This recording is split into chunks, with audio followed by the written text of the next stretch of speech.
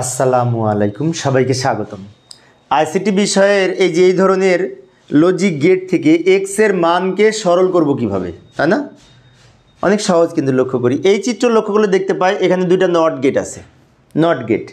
আবার এটা অরের সাথে নট যুক্ত করে, এটা নর গেট। এখানেও অরের সাথে নট যুক্ত করে, এটাও কিন্তু নর গেট। আবার এইখানে এটা গুণ করে অ্যান্ড গেট। এটা নর, এটা নর, এটা অ্যান্ড, আর এটা নট। এখন সব কিছুর মূলে রয়েছে এ আর বি থেকে সব কিছু হয়েছে। প্রথমে আমরা এই চারটা লাইন সম্পর্কে একটু পরিচিত হই। এই লাইনটা হচ্ছে এ, আবার এর সাথে নট যুক্ত করে নিচের যে লাইনটা বের হয়েছে এটা কিন্তু এ নট বলতে পারি। এটা এ নট। আর এই লাইনটা হচ্ছে বি, আর বি এর সাথে আবার এখানে বিকে এক্সটেনশন করে নট যুক্ত করে এখানে যে লাইনটা বের হয়েছে বি নট, আমরা বলতে পারি এটা এটা বি, এটা বি নট। তাহলে এই চারটা লাইন হচ্ছে, প্রথমটা এ নট, বি নট। আচ্ছা, এবার এই লজিক গেটটা কীভাবে আঁকছে লক্ষ্য করি। এই লাইন আর এই লাইন দুইটা মিলে যোগ হয়েছে, যোগের উপরে নট যুক্ত হবে, মানে কি নর গেট।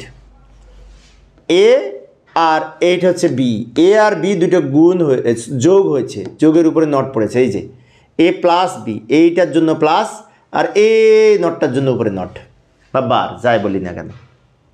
এবার এইখানে আসি, এখানে আবার এইটা আর এইটা, এই দুইটা মিলে আবার যোগ হয়েছে, তার উপরে নট বসেছে।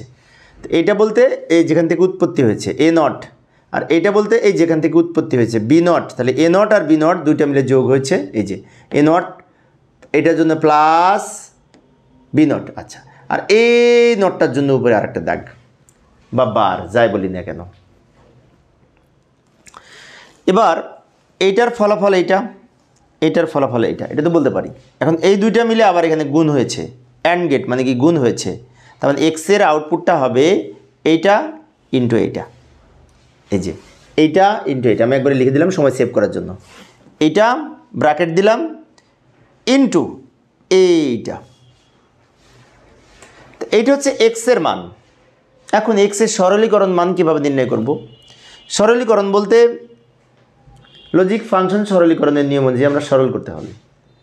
তো এখানে জায়গা নাই, জায়গা ছোট, আমরা পরের পেজে যাই, পরের পেজে এই এক্সের মানটা নিয়ে যাই, দিয়ে ওখানে আমরা সরল করি। এটা নিশ্চয়ই সবাই বুঝতে পেরেছো তোমরা। তো এইটা আমি নিয়ে যাচ্ছি পরের পেজে, এই যে নিয়ে আসলাম এক্সের মানটা। এবার আমরা এটা সরল করব। তো প্রথমে আমরা একটা কাজ করতে পারি। এই যে এ প্লাস বি এর উপরে যে নটটা আছে না, ডি মর্গেনের উপপাদ্য অনুযায়ী এটা ভাঙতে পারি, ভেঙে দুই খণ্ড করতে পারি। করা যাবে। প্লাসের উপরে যদি নট থাকে তাহলে প্লাসের পরিবর্তে ইনটু হবে, আর এই নটটা ভেঙে দুই খণ্ড হবে। ডি মর্গেনের প্রথম উপপাদ্যে বলা আছে যোগের পূরক সমান পূরকের গুণফল। সেই জন্য আমরা আলাদা আলাদা পূরক করে গুণ করব। এই যে এ নট ইন্টু বি নট, অর্থাৎ এই প্লাসের পরিবর্তে ইনটু হলো, আর এই উপরের নটটা ভেঙে দুই খণ্ড হলো। আবার এইখানে এ নট আরেকটা নট হবে, কারণ এই নটের ভাঙ্গা অংশ, প্লাসের পরিবর্তে ইনটু, এবং এ বি নট। আবার লক্ষ্য করি, এর উপরে আগে একটা নট ছিল, আর একটা ওই নটের ভাঙ্গা অংশ। বি এর উপরে একটা নট ছিল, এই নটের ভাঙ্গা অংশ, প্লাসের পরিবর্তে ইনটু হলো।